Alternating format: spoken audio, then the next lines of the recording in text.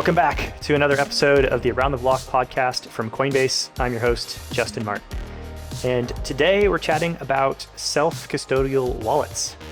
It's a little bit of a confusing topic because you might think you have a wallet, you own some crypto on an exchange, maybe Coinbase.com, but there's this whole other category of wallets, self-custodial wallets. So it can be a little bit confusing, but we want to break down what is a self-custodial wallet, what is the difference between the two, and why should you care? Why should you get involved? The conversation actually veers into the future of crypto and why wallets are going to be such an important element to all of it.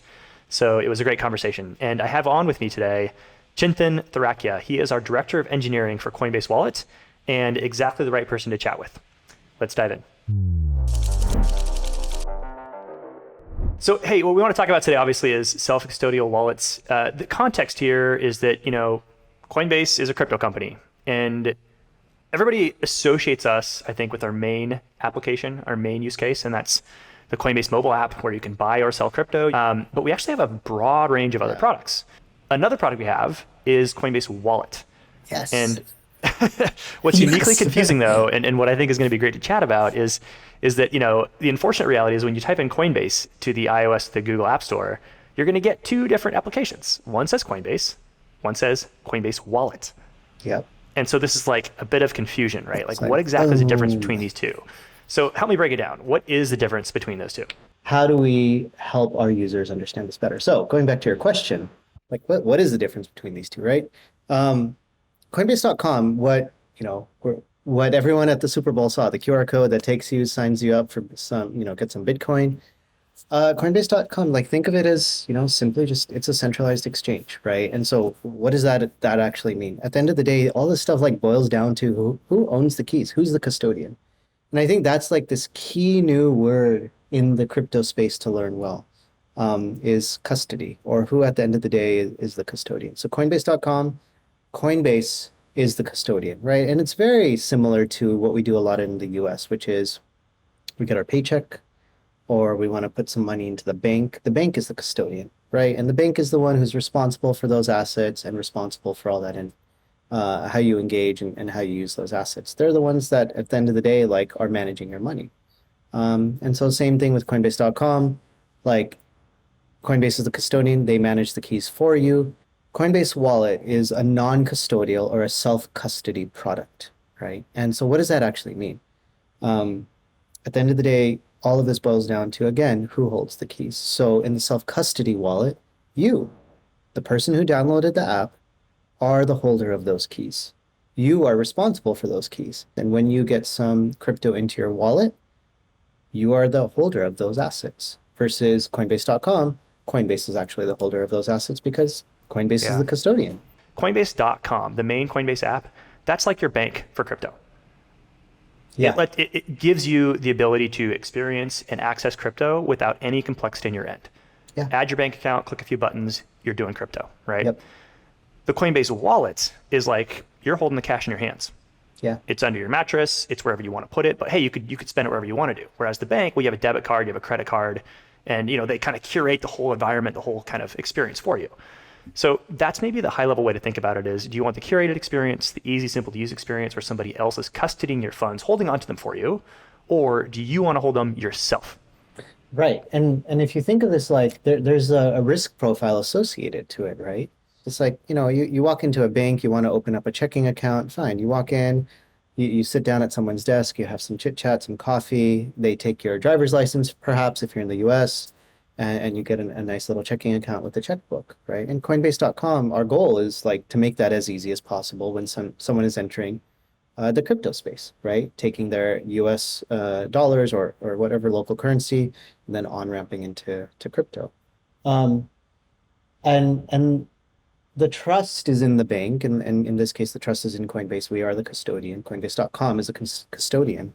But then the other end of the profile is, like you said, we want to keep it, hold our own assets and be in control of that. And I kind of give the analogy also, when I explain this to my parents or friends, well, when you go into your home every day, there is an address, right? There's a house number and a street and a zip code, at least if you're in the US, that, triangulates the exact position of your home. Cool. Like that's like your wallet address you can think of, right?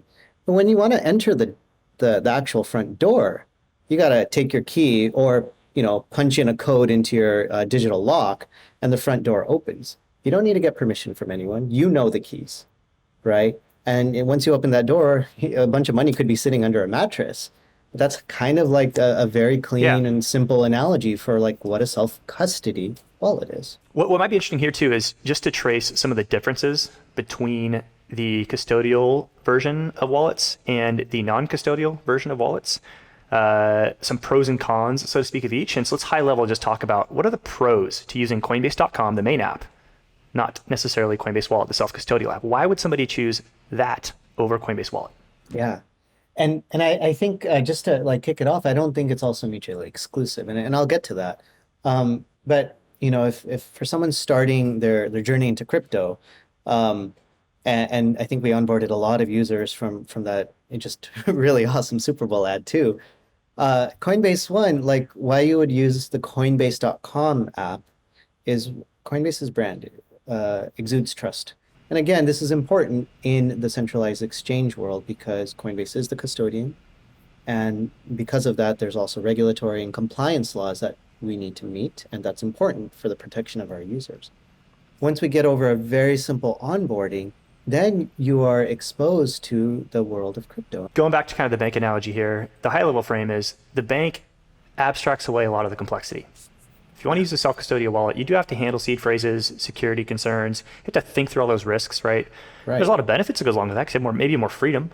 But on the other hand, the custodial approach using Coinbase.com, well, we handle the security for you. We're custodying those assets. We're making sure that they're safe. We're giving you educational resources. We're giving you clean, clear guidelines and kind of paved roads to access crypto. The downside, though, is, maybe there's less of a comprehensive suite of things to do. Because we, again, are regulated. We want to make sure that we're offering safe and compliant paths into crypto. And that's not always going to include every brand new novel thing. It takes us a little bit of time to make sure we can give those paved road experiences. But that's kind of the trademark. Honestly, and if I'm talking about, what the average person should be using, I think their first step needs to be the custodial approach. It does. It absolutely does. It kind of has to be because that's how you get dollars into crypto to begin with, right? It's a very regulated process, frankly. But it's also just because you might not be ready to handle a lot of the technical and security sort of implications that come with using your own wallet. This is money we're dealing with at the end of the day, or at least value, digital real estate, digital value. And if you mess something up, if you don't understand how things work, like there's a lot of horror stories about people who just don't understand what's happening, making some mistakes, and unfortunately losing some money. And there's no undo button. There's nobody to call, right? If you have a self-custodial wallet and you mess up, like that's the point of blockchains. There is no person that can reverse that transaction. That's the point, frankly. Let's actually take a moment here, and I want to throw out a philosophical question. I feel like it's philosophical, at least. What is a wallet? Deep dish? I thought you were going to go down the pizza road. No, the pizza route. Okay. What is a wallet? We'll have to tackle that one later. But what is a wallet, right? Now, it seems kind of silly because I think all of us know what a wallet is. Like we carry one around our pockets, But in crypto, the term wallet actually is more than just a place to store your funds. At the end of the day, like you said, a wallet is a place to store assets. It's also a place to manage assets, right? And like you can think of wallets as a gateway into Web3, right? And Web3 in itself is a way to engage in a new kind of internet, a set of services that uses the blockchain. It's owned by builders, it's owned by our users. But a key verb or action in Web3 is managing the use of our tokens or assets. To engage in Web3 activities like buying an NFT or going down the DeFi rabbit hole of staking, yielding, etc. Right? If you think of wallets, it's a very simple primitive, right? So like in Gmail, if you want to look at your email, you sign in with like a username and a password, or your email address and a password. Watch Netflix, same thing, right? That's a way to, in the Web2 world, like authorize that you are the holder of the account and you have access to do things in that app itself. Okay, so like, why would we need something actually different in Web3? Well, this is also core to how blockchains work, right? So a wallet holds money, but that's like not it. The wallet actually is the manager of the cryptographic key. And that private key, and then the public key, which is your address, boils down to, in its core essence, your identity and the way you interact on the blockchain. So to participate in Web3, and by participate, I mean like transact on the blockchain, we have to use the keys. A wallet has a private key and then a public key, which is like exposed, and that's the address. And the way to sign things on the blockchain is that key. So wallet, in order to store your assets, you need a simple user interface to then manage and store that key in a very secure way. And so now when I want to go and log into like a decentralized app to maybe buy an NFT, my login is actually my wallet. And I log Yeah. in through my wallet, and it's kind of cool. I can just click a button and then a message pops up and it says, "Hey, are you the owner, and do you sign this?" But you know what? Like, what is preventing someone else from taking over this wallet? Well, it's how I manage my own private keys, right? And that's really like the spectrum. When we talk about self-custody, you are the one responsible. So maybe an Yeah. analogy there is like if you went into Amazon, right? And you want to purchase something, you would sign in with your email address and password. We talked about that. But when you click buy, sometimes you have to enter your credit card verification code, like that CCV, the 3 or 4 digit code. Similarly with wallets, like you have the private key, you connect to the dApp, but then when you want to actually transact, like buy an NFT and exchange assets, you need to sign the transaction. And the way it's done is through the wallet. So the wallet abstracts out a lot of that complexity. I want to try a new frame at this, right? The question of like, what is a wallet? How do you describe it? So going back to, I loved your analogy, by the way, of a house. Now, the important thing is, what do you put in the house? What's up to you? You could put all the different blockchain tokens and assets we can think of. But a wallet's core function in my mind, and the primitive behind all of this, like the basic idea, is that wallets let you prove ownership of the Yes. things that are in the house. Not only can you take it out of your house and say, look, I own this thing, here it is, and show it to the world, they can all verify, yep, that's in that house. You can also trade the asset and actually exchange it for something else. So the wallet gives you the ability to prove ownership. Yeah. When we think about Web3, this whole expansive idea of a new type of internet where people are going to be participating in DAOs and on DEXs and in NFTs and social culture, well, the idea of proving that you own an NFT is how society is going to end up gating some content, or at least providing curated experiences. So in my mind, a wallet is not just a place to store assets, but it's actually your browser to the world of Web3. It's your identity. It's your Because identity. Hmm. you can put your identity in the house and you can show the Yeah. world, this is my identity. Yeah. And, in my house and in your house, like we all have our own personalities on the wall, right? In terms of like whatever posters or pictures or art we put up, the choice of furniture. So I think that the house analogy works really well. And, today we may have like artwork on the wall, which is our physical real world gallery. And in a wallet, a self-custody wallet, you can have your sort of virtual NFT gallery that people can see and see your personality. And honestly, like your real life personality and your wallet personality don't even have to like be the same. Yep. Let's chat a little bit about kind of some of the cool things that you can use wallets for these days in the world of Web3. And I just want to make sure that we're all clear on this, right? So custodial wallets like Coinbase.com, they probably cannot participate in this bleeding edge of crypto today. We're Yeah. working on ways to do this through a custodial experience, through a paved road, through a bank of sorts, right? To make it easy, simple, regulated. But the world of non-custodial wallets is always going to be a little bit more bleeding edge. So it's fun to think about some of the ways you can prove ownership, bring out your assets, bring out your personality. And so I had one in my head that I was thinking about. There are certain chat groups on Discord these days that are forming around NFT communities. And a very big, very prominent NFT, the Bored Ape Yacht Club, their primitive idea was, hey, one of the benefits to holding one of these NFTs is that you can go to Discord and get special access to a chat room that other NFT holders now have access to. And the way they do this is you have to sign in with your self-custodial wallet on Discord. Right. And what that process does is basically a Discord bot looks at your wallet, you sign a transaction, you turn that key in your house and open the front door, and they can look in and see, yes, you own a Bored Ape Yacht Club NFT. Right. As soon as that happens, then the Discord bot gives you access to that special channel. But at the core premise is that you have to be able to prove you own that NFT. Yeah. And you do it by using a self-custodial wallet. But I also think like this proof example, you can take it to physical real world events too. So like if there's a conference and let's say there's a little, get together or happy hour for um, again, Bored Ape folks or another NFT community, like your ticket into that event is showing your NFT, but not like the right click save version where you see the picture, but actual proof from the fact that it is in your wallet and that your wallet can sign and show proof that you hold this NFT. And I think it's Even super more exciting interesting. too is this idea that it's not just your NFT as access, but let's say you go to an event. There's something called POAPs, Yeah. Yep. proof of attendance protocol. And so you go to an event and they give you this POAP, which is basically an NFT that says, hey, you were at this event. Now that lives in your wallet. It lives in your little blockchain house, right? Yeah. And for Yeah. all eternity, you can prove that you were at that event. Well, how cool is it now that people can actually airdrop value or give people who are at this event access to another event? You can suddenly layer these things on because blockchains have memories, right? Yeah. It's there, it's recorded for all time.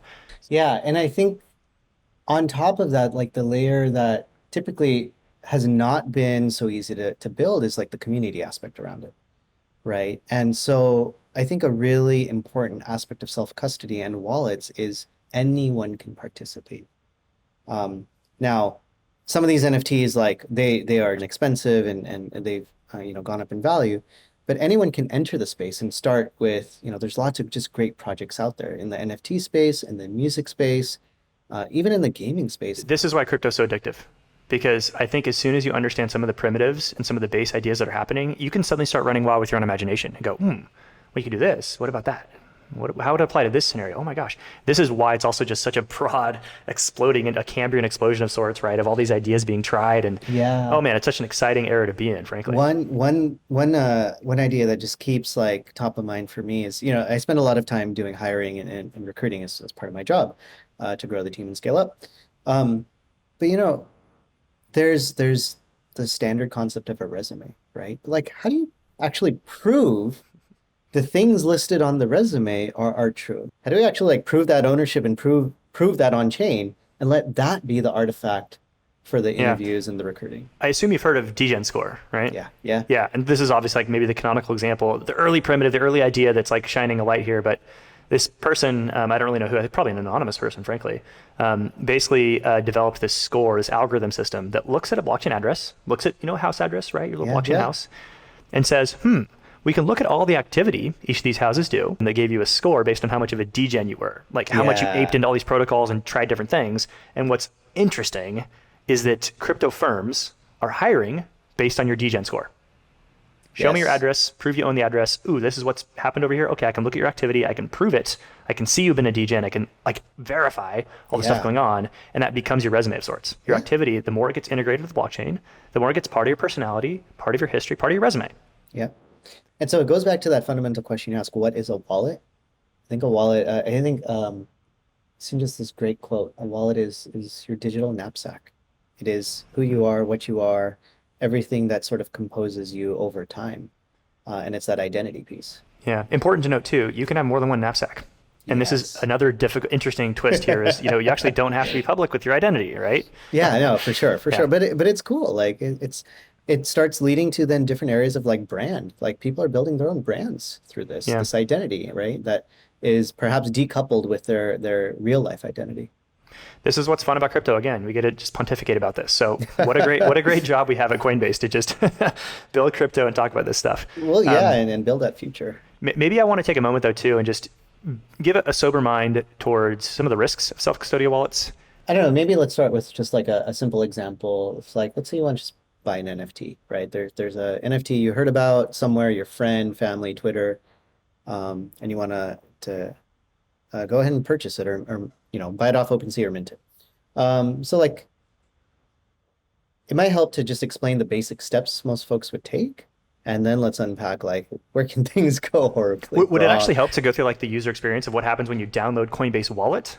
Yeah, What do you get exposed with? How do you get your little blockchain house? yeah. How do you get the key, right? Let's And then we'll do talk it. about the risks as they pop up. So Yeah. I download the wallet. What happens? So you download the wallet. You go to the App Store, you download the wallet, and you're presented with like, hey, welcome to Coinbase Wallet. Let's onboard you. Let's ask you a simple question. Do you already have a wallet?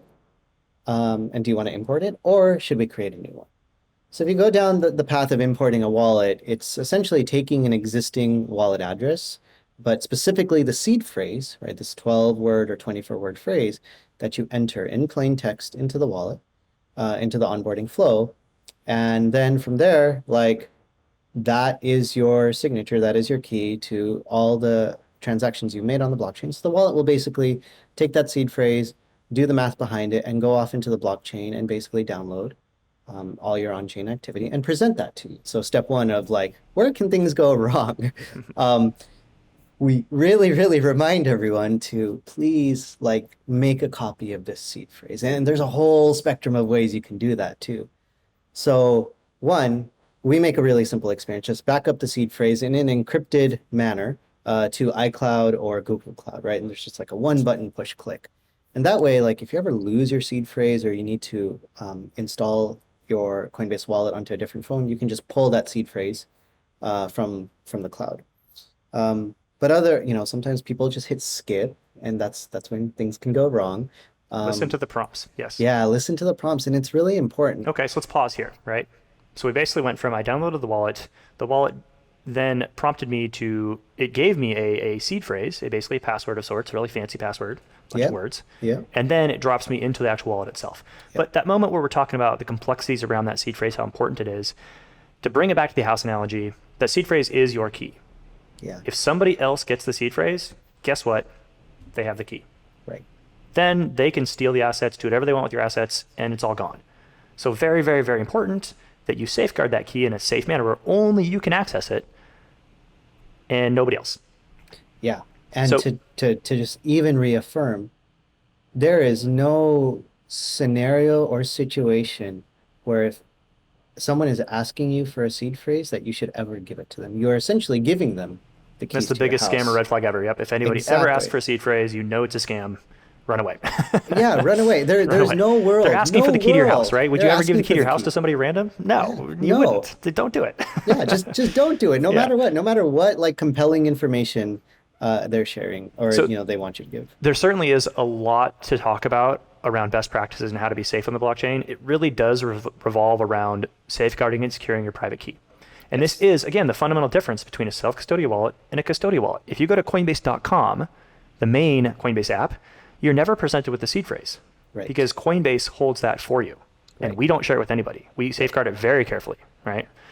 But if you want to play in a self-custodial wallet, the entire point is it's your assets, only your assets, nobody else's, and so you have to have a seed phrase. That's exactly right. If I think our listeners are curious about this, I'd remind them to go check out the episode with Mark Nesbitt, where we dive into best practices and how to do this safely. Yeah. So once you're in the wallet app, boom, you got a seed phrase, it's backed up to the cloud, you're safe, you're happy. Yeah. What does Coinbase Wallet present you with? So it presents you at first with just a view into your portfolio, right? So if it's an unfunded wallet, meaning there's nothing in the wallet, it's empty balance, you'll see 0 as your portfolio balance, and it will prompt you to say, hey, well, welcome to Coinbase Wallet. Let's fund your wallet. Let's buy some crypto, right? And you click this really simple button, and it pops you up. And now this is kind of the cool thing where we can leverage the power of our centralized exchange, right? The Coinbase.com and the centralized exchange, where you can hop on over and essentially buy some crypto from the centralized exchange. We're highlighting another critical difference here, right? Is the custodial, the main Coinbase app, that's where you can link your bank account. Yeah. That's where you can add your debit card. That's where you can easily buy and sell crypto and get access to crypto. Right. Then you can send it from the main Coinbase app into your Coinbase wallet, your self-custodial app, where it's in your house with your key. One possible, again, gotcha here is making sure you send it to the right wallet address, the right self-custody wallet address, the address that you are the holder of because you hold the private keys, right? And so it's really easy to find the address in the Coinbase wallet. There's just a really simple like receive button, and you can say, hey, show me my address. And that's the thing you have to use when you want to transfer the funds, the crypto over. Yep. There's always a bit of a moment too where people for the first time experience crypto and they go through this process of sending money, and it's kind of scary, kind of harrowing, kind of wondering if they're doing it right, hoping it doesn't get lost somewhere. And then as soon as it goes through, it's, oh wow, that was magical. Yeah. And it's just like, wow. pro tip is just try sending like a very, very small amount, like $1 worth of crypto, and just make sure like things are working okay, right? You don't want to send a whole lot of money and realize like, oops, I sent it to the wrong address. Yep. The other thing I want to touch on too is, we're kind of talking about Coinbase Wallet in the context of a mobile app, but it also lives as a browser extension. That's right. And this is kind of how we're accessing some of the bleeding edge, like the Bored Ape Yacht Club, Discord chat. There's other things as well, right? But the way that works is if you do have Coinbase Wallet, you can have it both as an app on your phone or as a browser extension. Yeah. It's a little button on your browser. You click on it, it pops up. And when you go to these websites that are Web3 enabled, or more or less Web3, today it's a little bit like the modems in the early 90s. Like it's kind of a janky process, a little bit Yeah. weird, right? But we're going to get Yeah. better at it. But at least Yeah. today, you kind of click Connect Wallet on the website, and up pops the Coinbase Wallet browser extension. That's And right. it's basically asking you, hey, do you want this website to know your address? Do you want them to verify that it's you accessing the website? And if you click yes, the browser extension, the Coinbase Wallet app, will sign a transaction on your behalf, or not even a transaction, sometimes just a message. Yeah, But it's they'll just a sign message. something that verifies that you are the owner and you do have these assets. And then the web app, the Web3 sort of application you're using, the Bored Ape Yacht Club Discord chat knows that yes, this is you. Yes, you own a Bored Ape Yacht Club NFT, and boom, you're suddenly logged in. Yeah. I think a important point to like emphasize here though is the wallet doesn't care if you, Justin, are the owner or if I'm the owner, right? It's the key. That's the seed phrase. All right. And so that website that you're interacting with, it's not going to differentiate between Justin and me clicking that, hey, connect to this DApp button or this website button. It's really just whoever holds that seed phrase. So going back to how important it is to protect that seed phrase and make sure no one else gets it. Because you can see, now going back to like some of the security gotchas and how to stay safe, there are scam sites out there. There are Yeah. lots of scam sites, and they use very similar sort of URLs as like the true verified site. And what you'll see is like you'll click on one of these sites, and then a similar pop-up comes up, and the first thing it usually says is like enter your password, right? And that's fine. Like some of these apps are locking, have an auto lock feature, which is great. It provides security and you can have biometrics or just a password. But then very quickly right after, you'll see on some of these scam sites, it's enter your seed phrase, right? And that Red flag. happens a lot on desktop. And that's what you want to like avoid. Maybe a fun experience then would be to pontificate on the future of wallets. 5, 10 years from now, I think it's going to be a very different situation. We're going to get broadband for wallets, right? No longer have to deal with modem dial-ups, right? Yeah. So why don't we play a little game here? What do you think is going to be the biggest notable difference 5, 10 years down the road? How are wallets going to change in a really meaningful way? So I think there's the whole experience, right? Like we have all these Lego blocks that just don't like really harmoniously work together. I think there will be a lot more abstractions, still maintaining true to being decentralized. The experience one is going to be simpler. And two, I think the wallet itself, I don't think the wallet in 5 to 10 years has even been built. I think to get there, we need first a simple experience, right?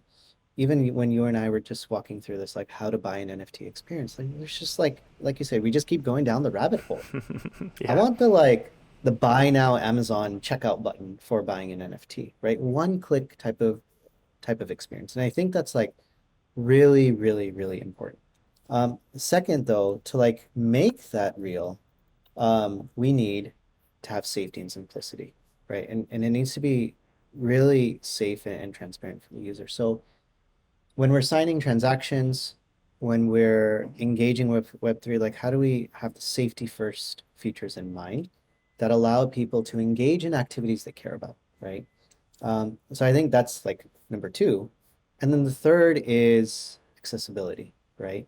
So I'm talking like sort of table stakes, and then I'll get to like the 5 to 10 year wallet, which is like a Swiss Army knife of everything. But the table stakes is accessibility. So right now, if you even think about gas fees, and gas fees are just the amount of, think of it like giving a tip to a blockchain validator or a miner. It's the amount of money you have to spend to get a transaction validated on the blockchain. So Ethereum right now is super congested. Gas fees are high. They're a roadblock, right? $50 is not nothing, right? And so building on accessibility and more scalable on-ramps or L2, like layer 2 solutions or layer 1 solutions that are more efficient, making the ability to transact in Web3 far more scalable, which leads to accessibility. So making those transactions cost cheaper. I think when you get the ease of use on onboarding, you get that accessibility and you get that security, then we start building out flywheels. So now I think 5 to 10 years, I think email logins are going to be gone. and I'm gonna be so thrilled about that. I'll just be able to like click, sign with my wallet, and it proves I am who I am. But I think like 5 to 10 years, I think wallet and that identity management is going to actually be key, a key primitive to many apps. So these are like gaming apps, VR type apps, finance apps, or even like social apps. So I think we'll see a proliferation of apps that are dependent on key management and wallets. But I also think you'll start seeing wallets that start becoming Swiss Army knives of the future. Wallets are the focal point of your activity and identity in a new Web3 world. And to the extent you're bullish on Web3, on what crypto can accomplish, on the primitives being created, on the ability for us to engineer amazing things out of all these Lego bricks, well, the wallet's going to be a very critical part of that. And I mean, you got a tough sell if you want to tell me that stuff's not going to be an expansive, interesting world. It's going to be a very expansive, interesting world. The internet started out as just this kind of like niche, weird little zone that people could go off and email each other or participate in news groups or chat rooms or whatever, but it was very localized. There wasn't a lot of connectivity between the internet and the real world. But as the internet grew and developed and matured, more and more companies integrated the internet. More and more got a web page. More and more let users access their services online. And suddenly there was a bit of a tipping point, right? Right around when the iPhone launched, when it really became ubiquitous. Suddenly we're carrying around internet browsers in our pockets. And now everything is on the internet. And we're going to see a similar wave in crypto, at least that's my opinion here. Right now, it's niche, it's localized, it's a little bit weird and abstract, but we can all look at the future where all these different services and companies connect to a blockchain somehow, and your wallet is your browser, is your iPhone for that world. That's right. That's absolutely right. And I think that's the future I'm excited about, honestly. Me too. Yeah, it's just excited, a really huh? cool like marriage of a paradigm shift in technology that brings community and inclusivity that like anyone can participate in. Just how do we make it accessible? I think it's a great place to end, to be honest. I guess I would encourage our listeners, if you're new to crypto, put your foot in the water, get the custodial app. It's going to be a curated, smooth experience. It's going to be trusted. And if you want to participate in some of the bleeding edge things, at least today, a self-custodial wallet is the way to do it. Yeah. And so check it out, Coinbase Wallet on the App Store. Yep. Love it. Thanks so much, Justin. This was fun. Well, there you have it. And I think it'll be interesting to check back in with Chintan in 5 to 10 years, maybe more like 2 to 3 years, and see if we were right in our predictions. But that was an engaging conversation. Loved having him on. And make sure you listen and subscribe wherever you listen to your podcasts. Also, reach out to me on Twitter, comment on YouTube.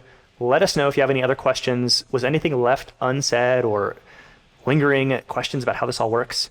Let me know. And as always, catch us on the web as well, coinbase.com/aroundtheblock. Long form research, more podcasts, a lot of great stuff for you. And catch us next week for more. Thanks. Today's conversation is for informational purposes only and does not constitute legal or investment advice.